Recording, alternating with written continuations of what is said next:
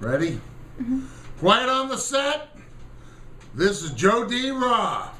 Sunday, January 12th. It is 11:34 a.m. Central Time. That is in Kansas City, Missouri. Going to Kansas City.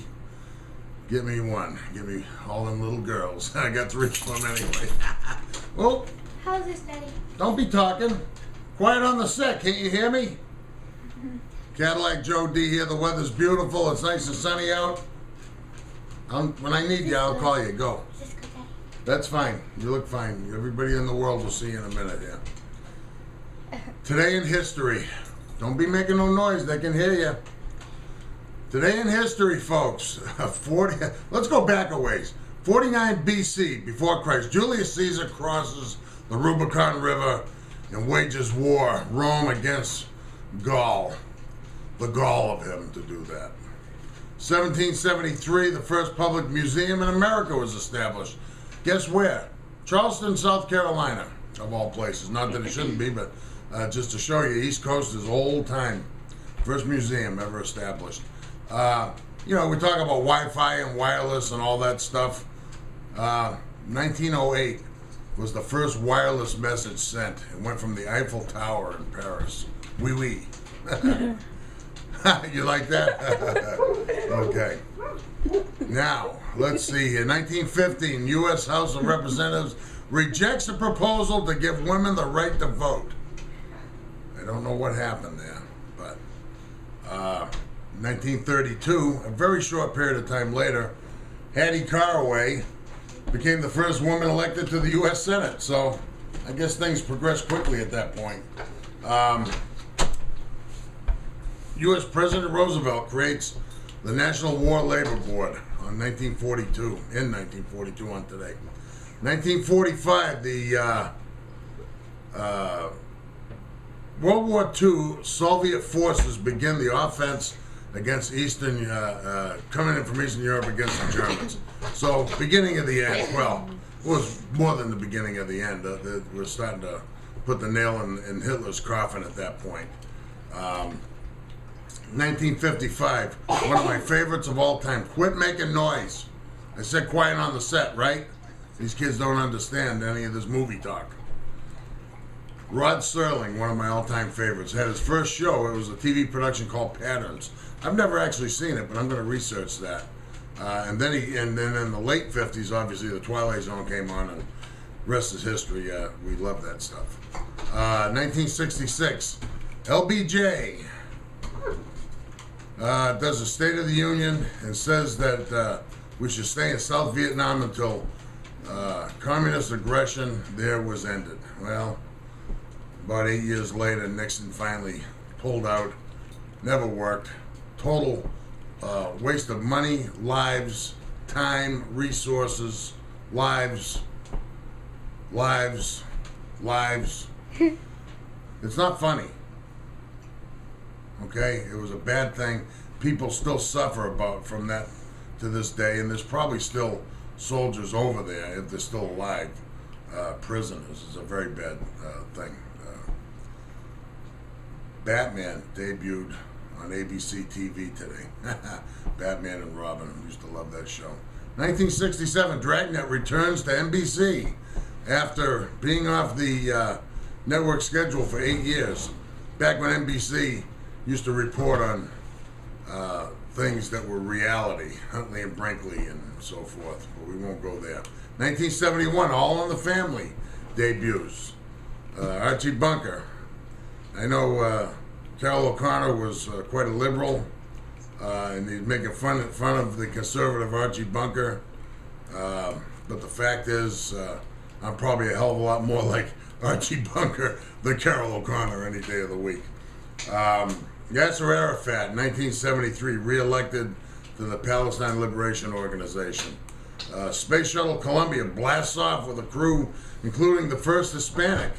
That was in 1986. I don't remember the exact date when the thing blew up, but it was somewhere around there, 85, 87, 86. But that one went up and was successful. Dr. Franklin R. Chang Diaz. Never heard of that Chang Diaz. What was the guy or the gal? Must have been half Chinese, half Mexican. I don't know. 1991, U.S. Congress passed a resolution authorizing President Bush to use military power to force Iraq out of Kuwait. Now that was the old man Bush. Even when W went over there, everybody talks about that. Hey, that was condoned, voted in by everybody, and the entire world was behind it. So I don't know why people keep busting Bush's balls. I understand lives were lost. It was, I think we should just stay out of the region altogether and let them kill each other and forget about it. But what can I tell you? It is what it is, so we won't go there.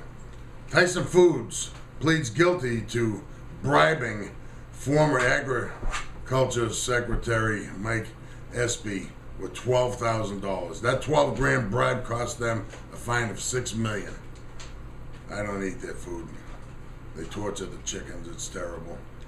Linda Tripp, Rat of the Century, provided independent counsel Kenneth Starr, another prick, provided him with the tapes of conversations between herself and Monica Lewinsky. Imagine, that's supposed to be her pal, and she's over there making tapes, recordings of her conversations, and then rats everybody out, including Clinton. What a piece of crap. Hate rats. You know what happens with rats? Snitches get stitches. The rats sleep with the fish, right? 99, Mark McGwire, 70th home run. Ball was sold at an auction in New York, $3 million to an anonymous bidder. Baseball, $3 million for a guy that got the title because he was all steroided up. Hey, it is what it is. The year 2000 Supreme Court 5-4 ruling gave police a broad authority to stop and question people who run at the sight of an officer. So keep in mind, if you're doing something wrong and you see a cop, don't panic. Just kind of walk around, walk away. As soon as you bolt, they got every right to bag you, question you and all that. Music, today in music. 1959, Berry Gordy borrows $800 to found, and he founded with that $800 Motown Records. You think that was a good investment? I guess it was.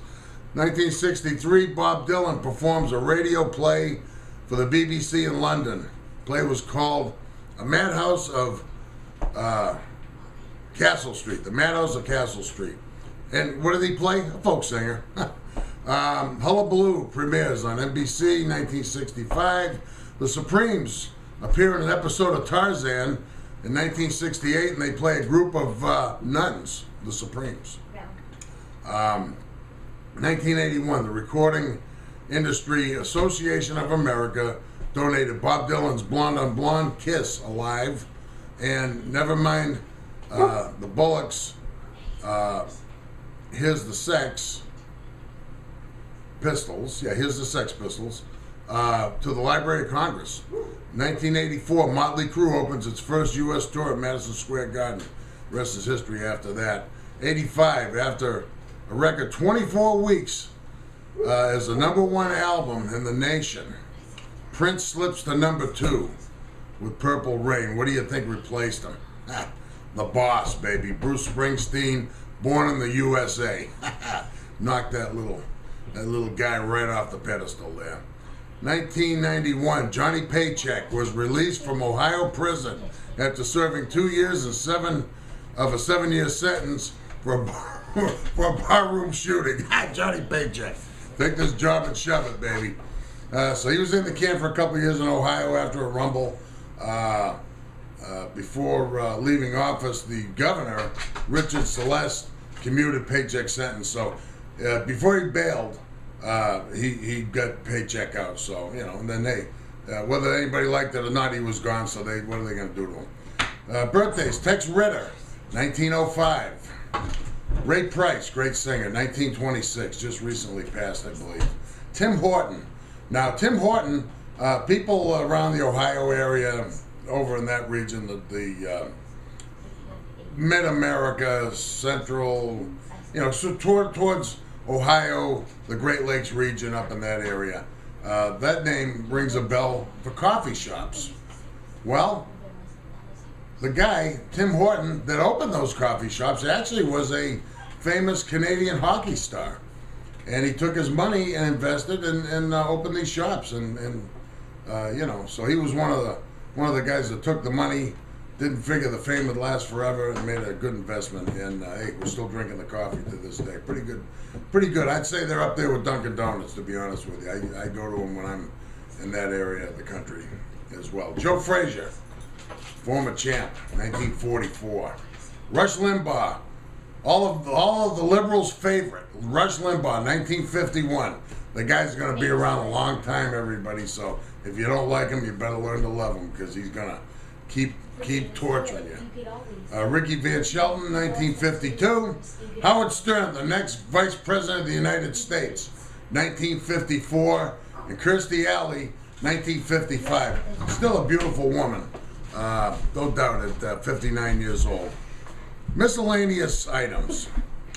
Well, girls, stop it, or you're going to be in big trouble. Pick up the cards. I was just waiting. Hey, you're on the camera. Don't even talk. They have no etiquette. These guys have no etiquette. Christy, come on in here for a minute. We were at the store the other day, and of course we love watching Seinfeld. And Pez dispensers. So we get them. There's a Pez dispenser. So we get them yesterday.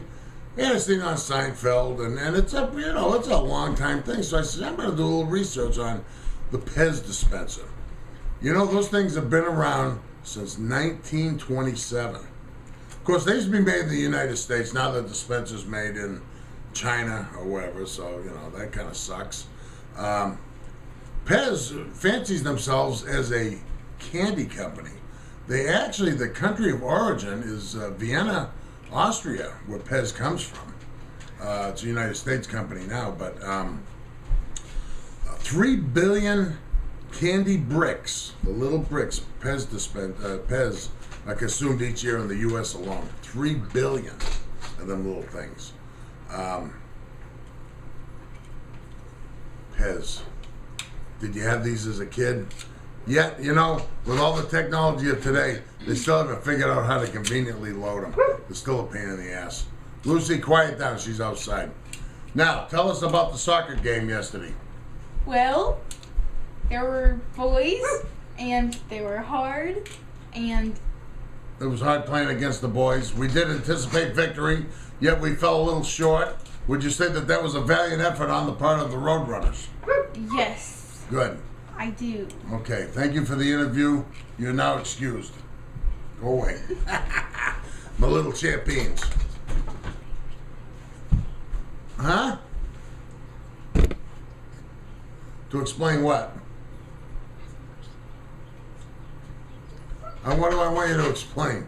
Dad, I want you to explain about the game. How did they win? It was 5-1. You guys... It was 4-1. It was 4. And, Christy... Get over here. You're off the camera. Can we see her? Anyway, you guys in the first half of the game were right there tied 1-1. You did great. You were holding them. I thought you guys could win. What happened in the second half of the game? Well, they got 2 goals. Okay. All right. But they were a pushy team. And they were pushy. They were rude, huh? Yeah, they were really rude. Typical boys. And, so when... Pez dispenser! There you go. Okay, now go. I gotta finish this up. It's getting long. Anyway, guys, now next thing. Yesterday, football action. The Patriots shellacked the Colts 43-2.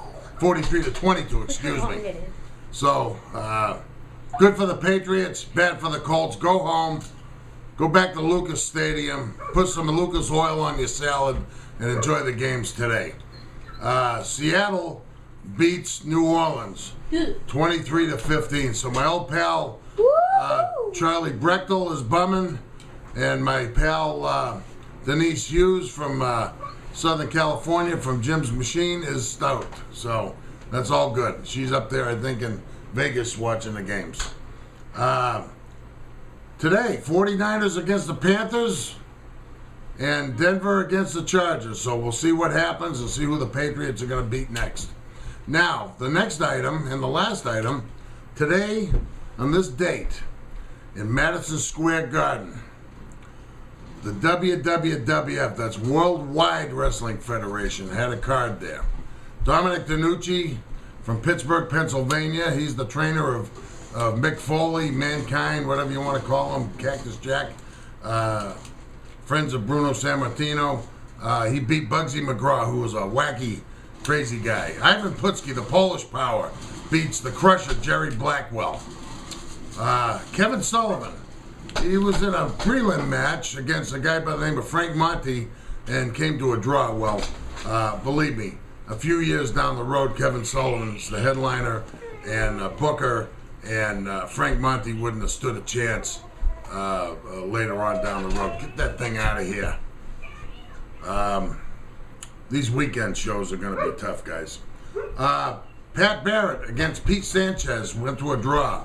Louis Cerdan and Tony Parisi, they were the Worldwide Wrestling Federation Tag Team Champions, and they went against a very tough team of the Russian Bear, Ivan Koloff, and the Golden Greek, Spiros Arion. But they, in fact, it was the Worldwide Wrestling Federation International Tag Team titles. And Cerdan and Parisi won. The Big Cat, Ernie Ladd, former Kansas City Chiefs All-Star turned professional wrestler, defeats the vicious, humongous Gorilla Monsoon. Ladd was a great football player, and he was a even better professional wrestler. I mean, the guy was awesome. Then, the champion, Bruno Sammartino, goes against the challenger, superstar Billy Graham. Bruno defeats, Graham defeats Bruno. Ooh, wow. Yeah. Superstar Billy Graham, one of the greatest champions. If it wasn't for the superstar Billy Graham, you wouldn't have a Hulk Hogan, you wouldn't have Jesse Body Ventura. The superstar was way ahead of his time. He was the guy that set the stage for people like I just mentioned, Big Papa Pump, Scott Steiner, and those guys will admit that the superstar was the yardstick by which they measure themselves. So that's it for today, January 12th, 2014. This is your old pal Cadillac Joe D. Have fun watching the games today. We're going to go bowling, and I'm going to crush these two. All right, so have a great day. I'm always glad to see you. Joe D signing out, baby. See ya. Push the button. The red one?